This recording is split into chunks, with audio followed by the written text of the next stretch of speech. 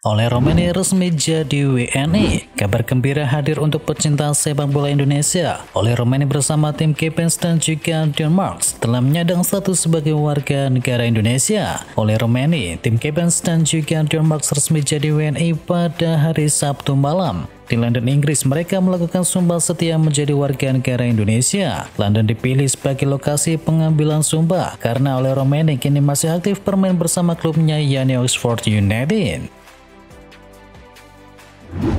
Back Brighton yakni Joel Veltman akui tertarik gabung dengan timnas Indonesia. Joel Veltman mengaku tertarik membela timnas Indonesia. Back Brighton tersebut terkesan dengan tim merah putih. Melansir dari Football Premier, pemain berusia 33 tahun itu memang punya darah Nusantara. Dalam wawancaranya bersama Ajax, diketahui anak Veltman berasal dari Indonesia dan Veltman sedianya sudah pernah membela timnas senior Belanda. Tetapi ada satu aturan FIFA yang memperbolehkan pemain pindah asosiasi meski sudah bermain di timnas senior yang lain. Pemain bisa pindah asosiasi jika tak lagi bermain selama 3 tahun di turnamen level A.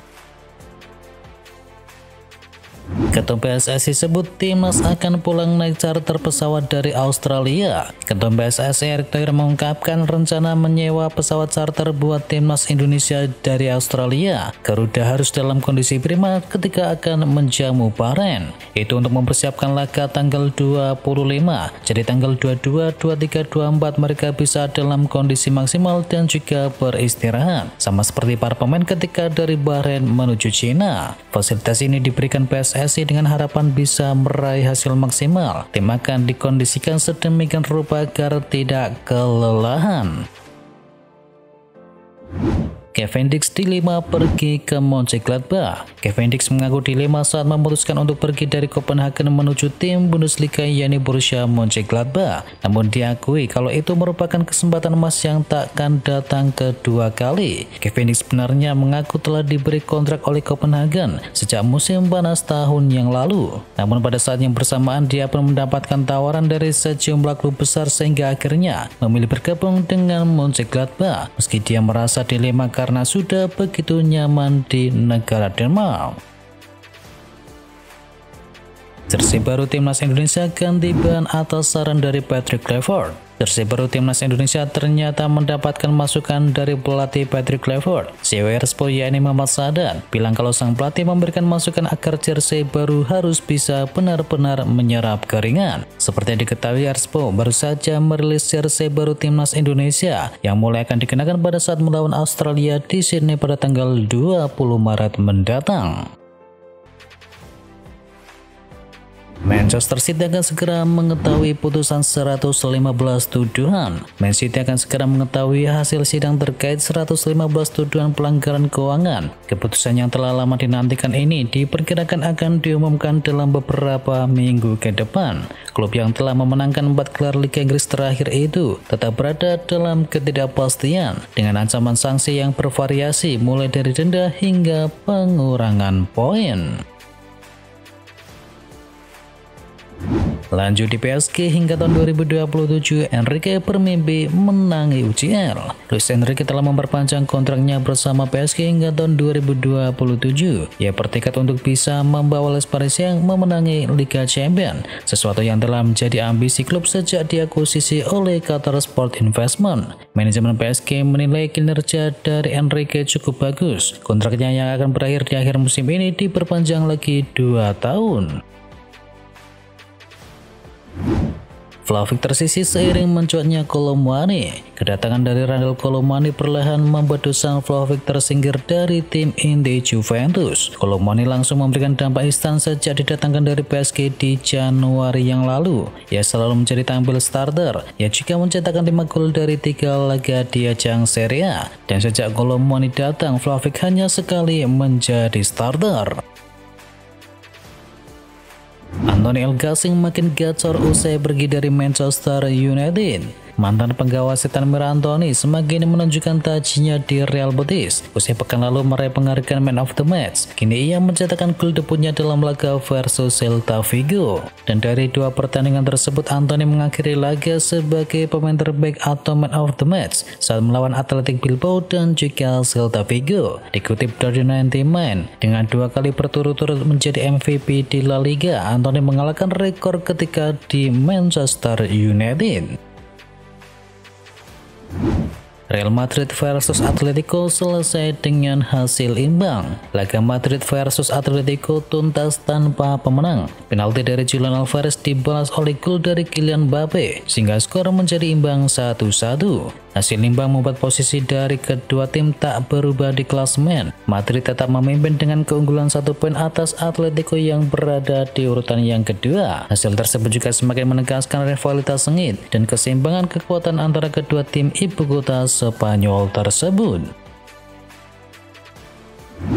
Real Madrid tuding VAR dimanipulasi dalam kontroversi penalti. Real Madrid kembali merasakan ketidakpuasan terhadap keputusan wasit dalam pertandingan La Liga untuk pekan kedua berturut-turut, di mana mereka gagal memenangkan kedua laga tersebut. Menurut laporan dari Diario AS, Real Madrid menilai bahwa insiden tersebut tidak seharusnya berujung pada penalti. Mereka menyebut bahwa bola sudah melewati posisi kejadian sebelum Samelino mencari kontak dengan Aurelien Tchouaméni. Gol debut Santiago Gimenez warnai kemenangan AC Milan. Santiago Gimenez mencetakkan gol perdananya untuk AC Milan. Striker baru Rossoneri tersebut membantu timnya menang dengan skor akhir 2-0. Milan diketahui bertandang ke Stadio Carlo Castellani dan Rafael Leao membuka keunggulan pada menit ke-66, di mana Santiago Gimenez kemudian mencetakkan gol debutnya di menit ke-76. Gol ini menjadi awal yang positif bagi karirnya di AC Milan. Ia pun menjadi pemain Meksiko pertama yang mencetak gol di Serie A untuk klub tersebut. Hasil ini membuat Milan naik ke peringkat ke-7 klasemen dengan koleksi 38 poin. Adapun Empoli terpuruk di posisi ke-17. Leyton Orient versus Manchester City, skor akhir 1-2. Man City sukses mengandaskan Leyton Orient dengan skor tipis 2-1 dalam laga putaran keempat FA Cup. Man City sempat tertinggal lebih dahulu lewat gol bunuh diri dari Steven Ortega. Namun kemudian Man City bangkit di babak kedua dan berbalik menang lewat gol dari Abdulkadir Kusanov dan juga Kevin De Bruyne. Dengan hasil ini Man City berhak melaju ke putaran kelima alias babak 16 besar. Abdulkadir Kusanov akhirnya tersenyum.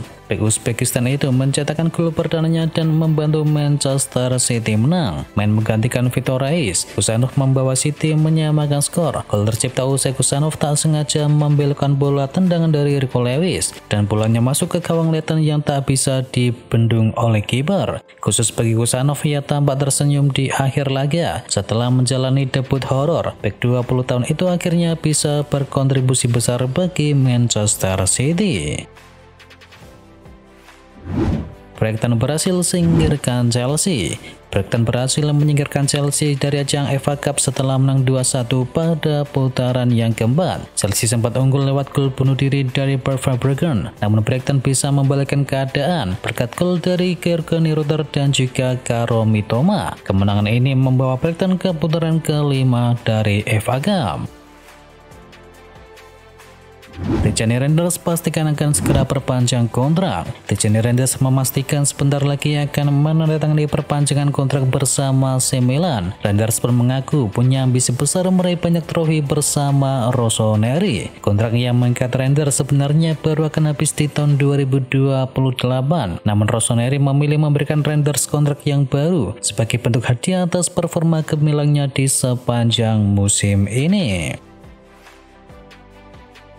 Virgil van Dijk didukung gabung Madrid di musim depan. Virgil van Dijk didukung mantan rekan satu timnya untuk bisa membela Madrid di musim depan. Baru-baru ini mantan rekan satu timnya di Southampton yakni Jose Fonte mengklaim bahwa bek berusia 33 tahun itu bisa lebih berkembang jika ia bergabung dengan klub besar sekali Real Madrid. Van Dijk diketahui akan berusia 34 tahun pada musim depan, tapi Fonte menegaskan Van Dijk punya apa yang dibutuhkan seorang pemain untuk terus bermain di sepak bola papan atas selama bertahun-tahun ke depan. depan. Juventus pertimbangkan pertukaran pemain dengan Manchester United. Juventus dan MU dikabarkan tengah mempertimbangkan pertukaran pemain. Joshua Zirkzee dan juga Douglas Luiz bisa menjadi bagian dari kesepakatan di musim panas nanti. Menurut laporan dari Tuttosport, Manchester United dikabarkan masih tertarik untuk bisa mendatangkan Douglas Luiz. Dan jika Juventus ingin mendatangkan Zirkzee, pertukaran dengan Luiz bisa menjadi solusi. Kesepakatan ini akan bergantung pada keputusan dari kedua klub di musim panas nanti. Jika terjadi pertukaran ini bisa jadi menguntungkan semua pihak. Chelsea tertarik bajak Luis Diaz dari Liverpool. Chelsea tengah bersiap untuk memasuki bursa transfer musim panas dengan prioritas utama adalah mendatangkan pemain sayap berkualitas. Yang mengejutkan, Luis Diaz masuk dalam radar klub tersebut. Situasi kontrak dari Diaz di Anfield belum menemui titik terang setelah ia gagal mencapai kesepakatan baru dengan Liverpool. Chelsea melihat ini sebagai peluang untuk bisa menggoda sang winger agar hijrah ke Stamford Bridge dan menawarkan gaji yang lebih tinggi. Liverpool dapat kesempatan anggot Frenkie de Jong dari Barcelona. Liverpool dikabarkan mendapatkan kans untuk bisa mendatangkan Frenkie de Jong dari Barcelona dengan harga yang murah, yakni sekitar 35 juta euro saja. Liverpool sekarang punya stok gelandang yang cukup melimpah, namun mereka dikabarkan masih membutuhkan asupan gelandang bertahan yang baru. Dilansir oleh Kauset, kabarnya Barcelona siap melepas de Jong dengan harga yang miring di kisaran harga 35 juta euro saja. Jumlah itu menurun jauh dari harga pembelian awalnya sekitar 86 juta euro.